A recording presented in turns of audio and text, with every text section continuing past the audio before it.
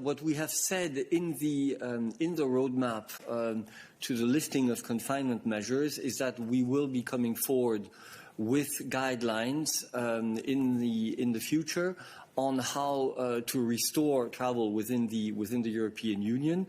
We are not yet there, so you have to wait until we are able to make our proposal on these guidelines. As we said yesterday, we of course encourage member states to discuss among each other the way to actually ease travel in the forthcoming period, both neighboring countries and other questions more generally.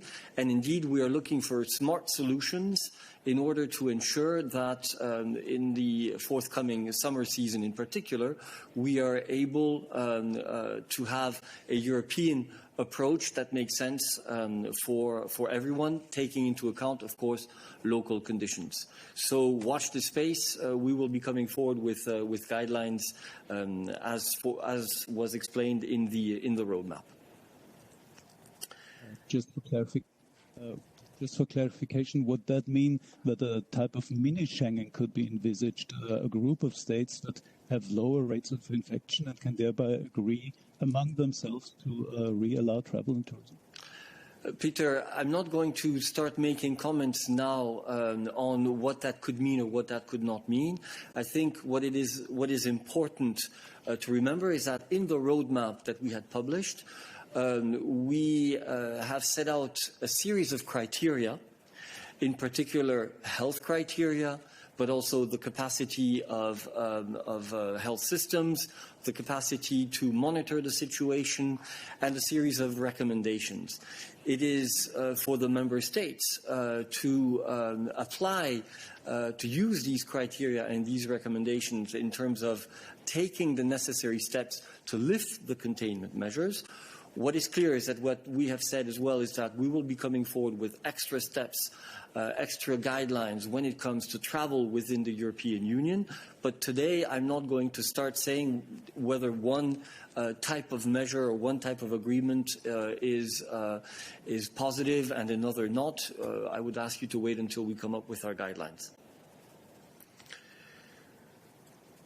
So I see that, Oliver, you have asked for the floor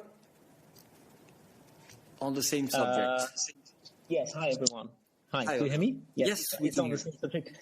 I mean, just isn't there a fundamental problem with your guidance in the sense that as long as the member states don't measure the rates of infection, the number of dead and so forth, as long as we don't have a unified, systematic approach to measuring the extent to which the countries and the regions are touched by the pandemic, how do you actually want to have an opening of borders?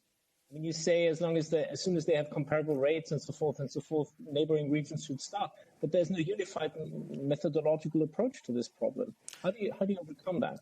Well, I think that the way we overcome that is by continuing to intensify the contacts among member states so that they can actually build this sort of confidence in each other and with the European institutions on the fact that they have the proper monitoring systems that allow them to take the steps that they see as adequate. Alain, I think you have a question in this area as well.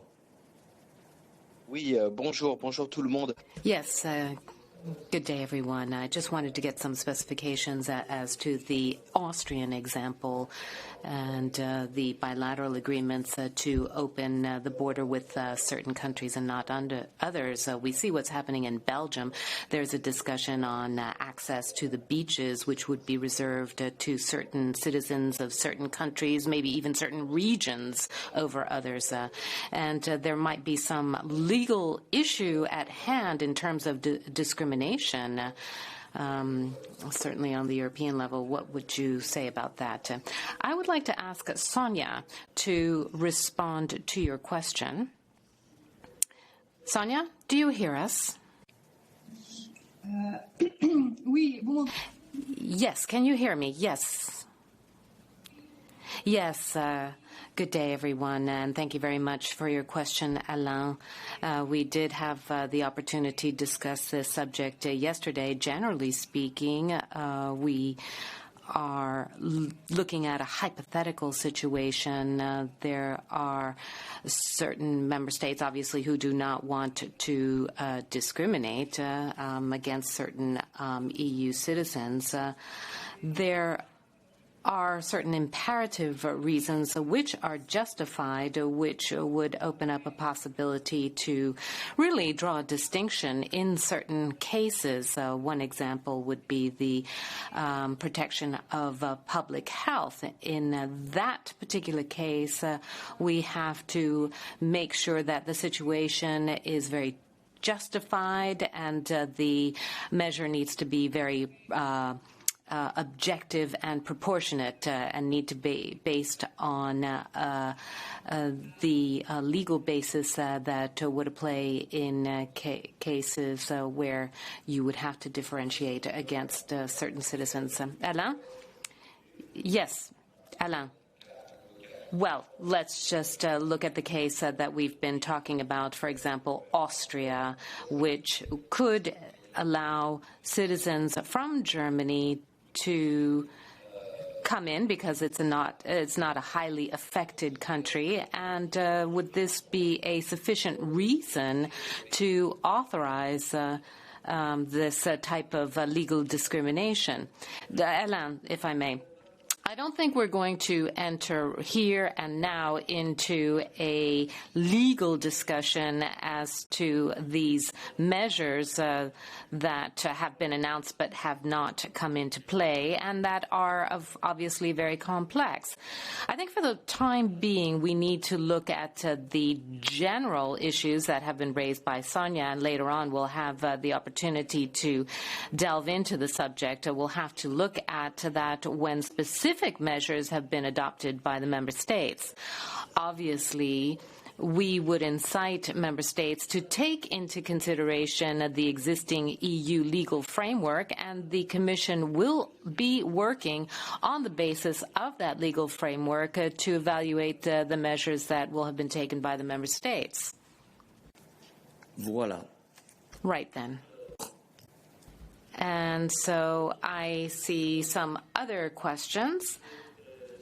Other questions on this subject. Hugues? David, hello. It's on this subject, I believe. Oui, bonjour. Yes, so good morning, Eric. On this subject, you just said that you're awaiting the measures from the member states. You don't want to go into the legal debate today. But with a view in view of what has happened over the last few weeks, it was the same line which you used for the closing of borders by member states, which happened in a rather chaotic way. So I don't really understand your approach. Are you urging member states to have cooperative behaviour, to cooperate amongst themselves, and therefore to engage with the legal debate? Or are you going to wait to see what happens, and then you're going to have to manage a situation where the Italians are going to complain because they can't go to Austria, or they can't allow tourists in from Denmark, even if the southern part of Italy, the epidemiological system is fairly mild? So that's my question. We had the same replies a month ago on the question of the borders, and we saw what happened. It was chaotic. So isn't it going to be chaotic with the partial opening up of destinations in Europe? Well, I'm afraid I don't agree with you about the initial phase. In the initial phase, it wasn't that the Commission waited and did nothing. What happened was, at a certain point, there was an extremely swift and uncoordinated reaction by the member states, and it's on that basis that the Commission then intervened after the event to try to put some order into the situation. It's not that we waited to see what member states were going to do, it's just that the situation developed in a very swift and uncontrolled way.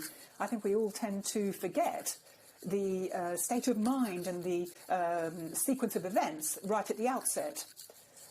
What we have to do here, well, we have already put out guidelines so that member states can have a basis for action.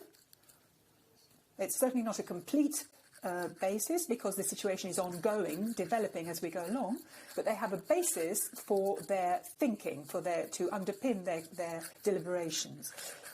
This roadmap therefore exists, and the aim is to provide the necessary information and dialogue between member states for the purposes of coordination.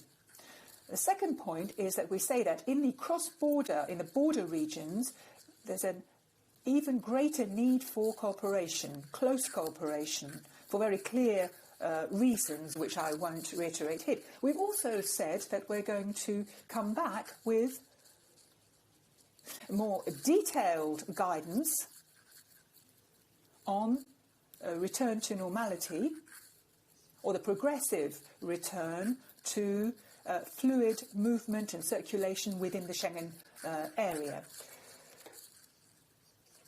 As to the specific question of preparation for the summer season, which is approaching, well, obviously that's a problem which has many different facets, not just the issue of freedom of movement of people from one region to another. There are many other dimensions which have to be taken into account as well, and the Commission is studying this issue. I'm not saying that we're going to wait to see what panoply of measures is adopted by the Member States before we act. All I'm saying is that we're not going to give a legal analysis here today on proposals which we haven't examined in detail. That doesn't mean that we're not deliberating and reflecting about this. If you look at the tweets that we sent out this morning on the meeting which took place between the President and her colleagues, we are reflecting on suitable measures to prepare for the summer season. But that's not something which you can just pull out of a hat. You need to analyse the situation in a consistent and comprehensive way to look at all the dimensions of the problem. Voilà.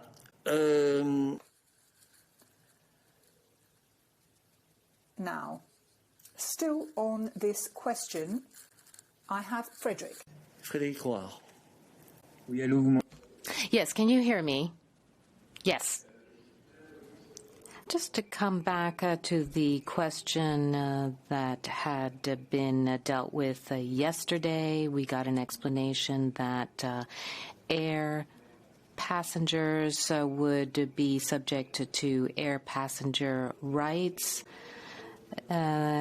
Le Breton was saying to the Transport Committee in Parliament that vouchers will continue to be the rule, and that should be guaranteed by the state so that passengers will not be left in the lurches. Will passengers continue to be able to demand a reimbursement? I wasn't really sure what the scheme is going to be. Well, I think Stefan, who was with us on various occasions, had the opportunity to go over the legal framework within which we will be working as far as passenger rights are concerned.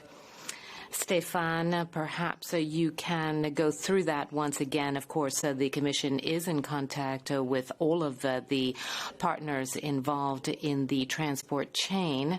We are analyzing more specifically the impact of the current crisis on transport companies and obviously on consumers as well. But the existing legal framework is very clear. Stefan? Vous m'entendez? Can you hear me? Yes, we can hear you. Yes, thank you very much. As you explained, Eric, what's very important in the current situation is that on the one hand, you have this huge economic crisis in the air travel companies, and then, of course, you've got the consumers and passengers on the other side. The Commission has said on various occasions that as far as vouchers are concerned, and when there is a cancellation, the legal framework is that the company that has canceled the flight should provide another flight. Of course, that's obviously very difficult in the current situation, or they will have to reimburse the costs, or they could offer a voucher. If a voucher is offered, the passenger has the right to accept or decline the voucher. If they refuse to accept the voucher, then the company will have to reimburse the costs involved. The passenger can contact the airline to do so, and otherwise they can contact the authorities involved. I think the Commissioner also gave an example of Denmark, where vouchers have been offered, but they are actually quite interesting because there is a guarantee in case of bankruptcy. And so this could be a way of making the vouchers more attractive to passengers, but again, the passenger does have the opportunity to refuse this if they so wish. Yes, so that's the current legal situation. Rita Cisa has asked for the floor on this subject as well. Rita.